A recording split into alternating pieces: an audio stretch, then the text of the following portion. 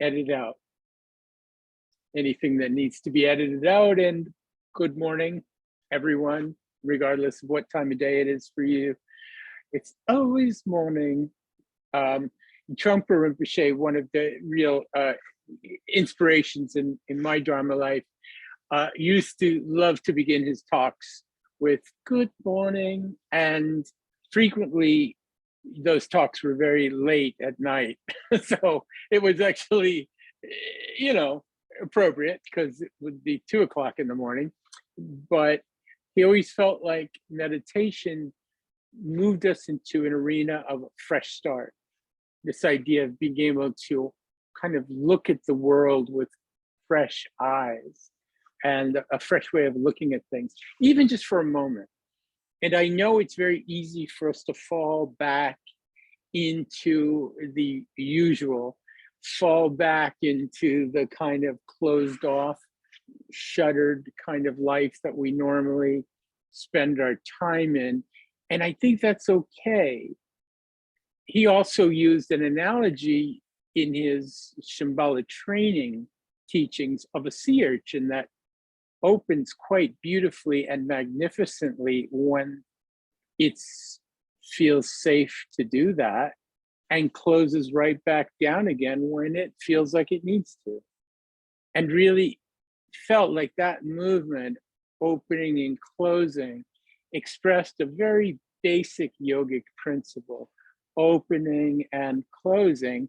And that when we talk about opening the heart, we're not really talking about constantly being open, hugging people on the street you don't know, or being guileless or without any kind of protection. That's not the point at all. In fact, there's a, looking for my dorje, or vajra as it's sometimes called. It's a little implement used in Tibetan Buddhism, and it's used with in conjunction with the bell, and the bell represents wisdom, which is the feminine principle, and the vajra, you can pretty much tell by its phallic shape, represents the masculine principle, and it's the principle of skillful means. Like, this is knowing, and this is how you do it. And that doesn't imply men or women. When we say masculine and feminine, we're talking about basic fundamental energies within all of us, that all of us have the feminine energy of wisdom, which is less active and more receptive. Yin, it's called in the Zen tradition, and yang is the more active element that kind of goes hand in hand with that.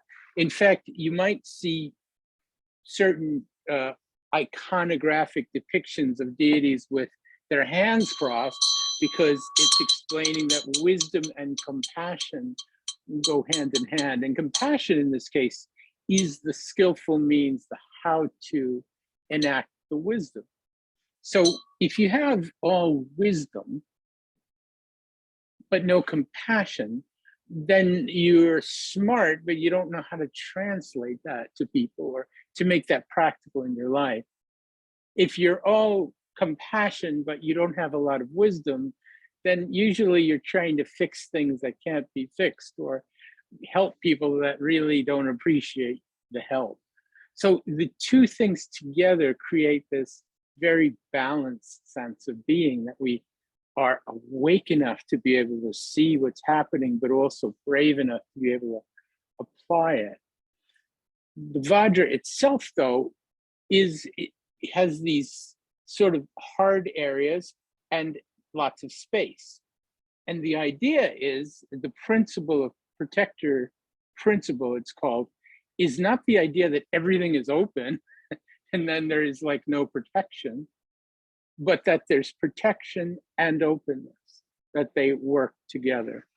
So does not ever mean, when we talk about opening the heart center, that it's always open, or that it needs to be open in situations where we don't feel safe to open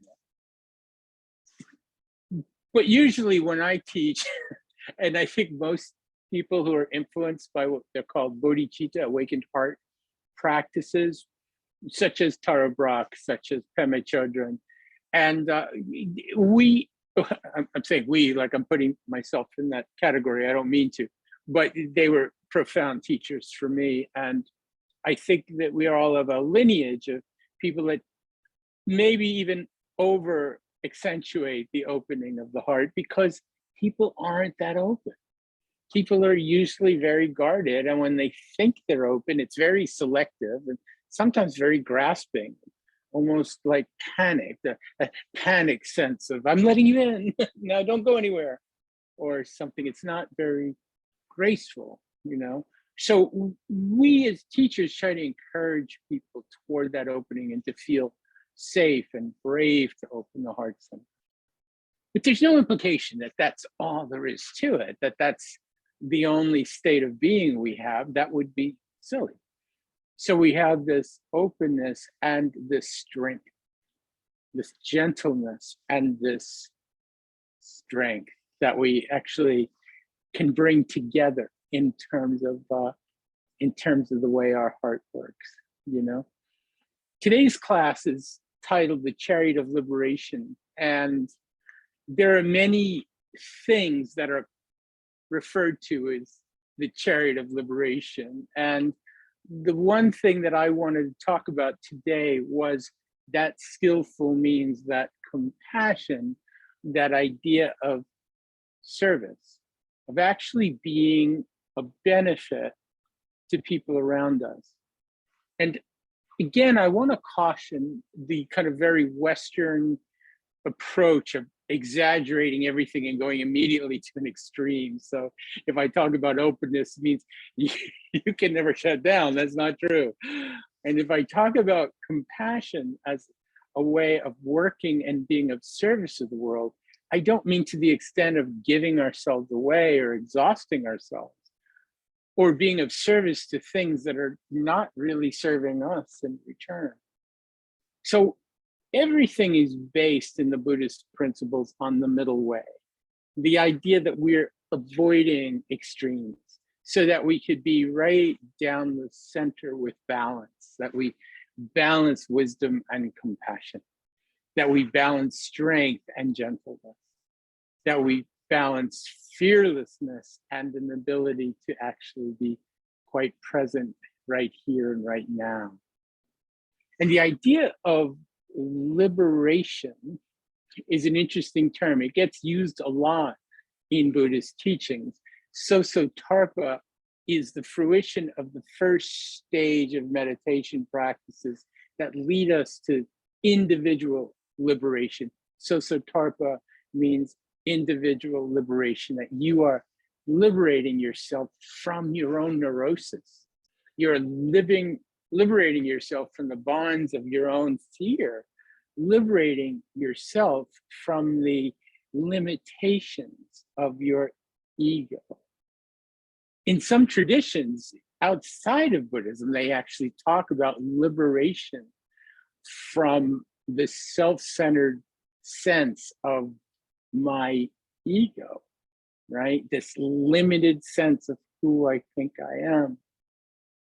What if we could look beyond that and not be stuck in that all the time, and then return to that when we need to, but incrementally, and as we can develop the confidence to do so, opening up more and more, so that our life becomes this interesting journey of leading carefully toward more and more openness until we're actually liberated from this need to close ourselves down and shut ourselves off, liberated from the need to have biased, prejudiced, even racist views about people in our life because we feel more comfortable with those black and white assessments, liberated from this sense of self-doubt and the crippling sense of insecurity and blame and guilt that so many of us carry around with ourselves. Liberated from all those things that don't really serve our higher purpose. And we could look at it that way, that there's a lower purpose in our mind that is constantly at the service of protecting itself, and it's fear-based. And maybe it needs to be there sometimes, and maybe it certainly needed to be there sometimes in our past. But more and more, if we develop the power of mindfulness and awareness, the twin powers of wisdom and compassion, that we actually can gain the strength, the inner strength, the confidence to be able to move beyond our defensive nature, more toward this open nature. And open nature doesn't, again, mean guileless and formless. It means strong and open, so that we actually can be a benefit to the world. I'm old enough, I'm a boomer. I'm the very tail end, but I'm still a boomer.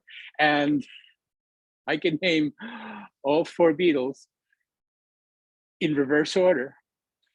But yet I, in fact, better than I can the Apostles, because that's just my generation, right?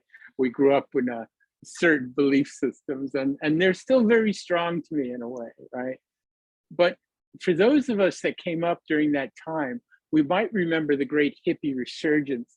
And there was this sense of real kind of flowering and opening in the world, great possibility, and that our lives could be artistic statements, that actually we could throw off the bonds of conventional sort of wisdom and live very spontaneous and creative lives. But I think most of us that went through that process, as astounding as it was, as eye-opening as it was culturally for, I think, the Western world, it was also a little bit naive, and it was out of balance because there wasn't a lot of structure and form. And of course, the repressive elements of the governments that were a little bit intimidated by this flowering of beauty shut down and created the form for them. And since then, our society in the United States, at least, has really vacillated between, liberal and repressive and progressive, and it's kind of gone back and forth. And these 2 elements have sort of been in antipathy. Buddhist teaching, particularly the Tantric Buddhist teachings, would say, couldn't there be a middle way where these things come together? And I don't mean a middle way that makes either side or either party feel diminished, but a middle way where each amplifies the other and actually creates a strong way of being. Can we not dance free and open in the world and still show up for work on time and raise our families and work in the world as the world demands it? Can we not actually relax and open up and still show up in a tie if we need to, if that's appropriate? Can we not be expressive and creative and still have some sense of form and balance? And I think that that is the point of liberation, that we bring these disparate elements together in a beautifully balanced sort of statement. And when we are on that journey of liberation, we are becoming more and more spontaneous and less pre-programmed with our approach. The spontaneous does not mean formless, and it doesn't mean everything has to be haphazard and willy-nilly and all over the place. Spontaneous is just the next right thing to do. It just means that we're not reiterating the same things again and again. That today actually could be a different day. This moment could actually be completely different. Good morning, Trungpa Rinpoche used to say at the beginning of his talks, because the idea of meditation is when we come back to the present, we are coming back to an entirely new possibility, a completely new universe. And that universe has pre-existing rules and laws and points of view. We do not need to be stuck in them, but we need to pay homage to them and to also actually follow along with what makes sense. So what sometimes we call this is being of service. The idea that we're actually not here to express our artistic nature in a way that is shutting anyone else out, pushing anyone else away, or not respecting the world on the world's terms, but that we're actually able to live life the way life is demanding it and still be spontaneous, liberated, and free within our own spirit. That we are actually careful in our approach, but completely limitless in our actual spiritual being. That no one can actually diminish that but ourselves. And if we really believe in the power of our own heart, that heart can be completely liberating for ourselves, but also for everyone else we come in contact with. And one of the skillful means that we can use to help the world is to not do anything at all, but just be good people ourselves and be completely awake and in line with our truth.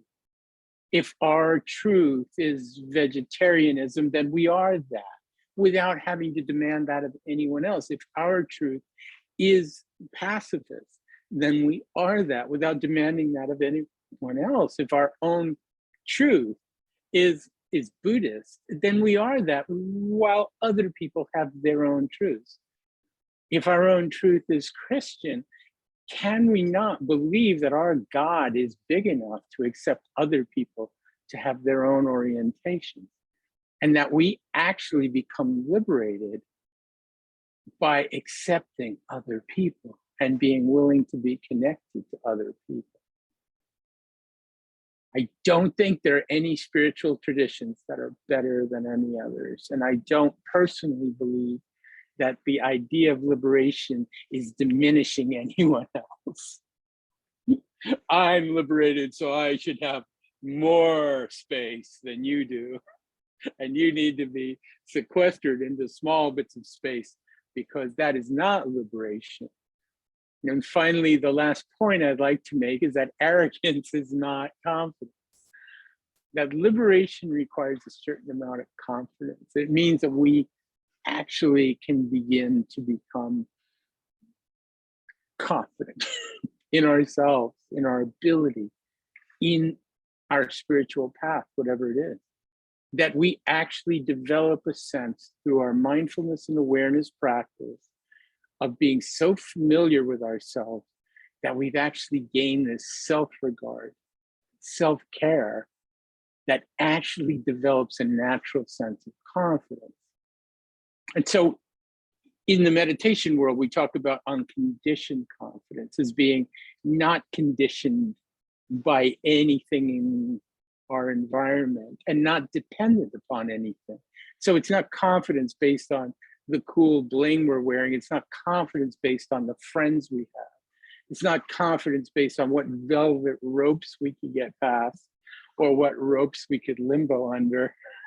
You know, it's confidence based on self-knowing, which can only come from coming back to the breath, good morning, again and again, and touching our own limitless human heart over and over again, and gaining this smiling sense of courage to be present in the world.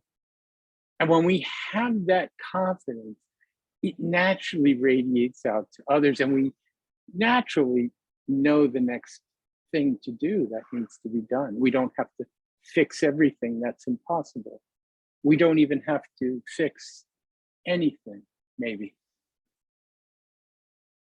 We just need to learn, perhaps, to just be, and to learn to liberate ourselves from that nagging feeling of guilt and oppression that we live under and start to begin to just allow ourselves to experience the confidence of liberation. And then we are naturally of service to the world.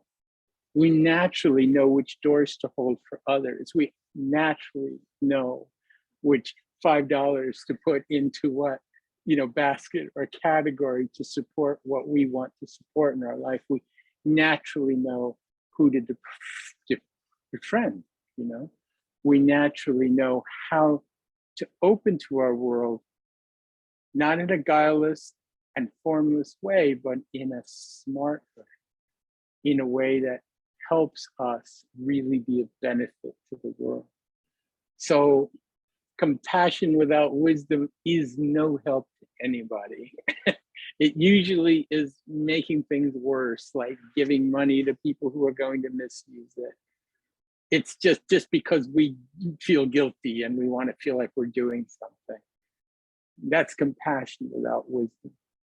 But if we've cultivated great wisdom and we have real beliefs in our spiritual tradition, whatever they may be, but we're not willing to share that with others or actually put ourselves out there to be part of the larger community, then that's wisdom which is going nowhere.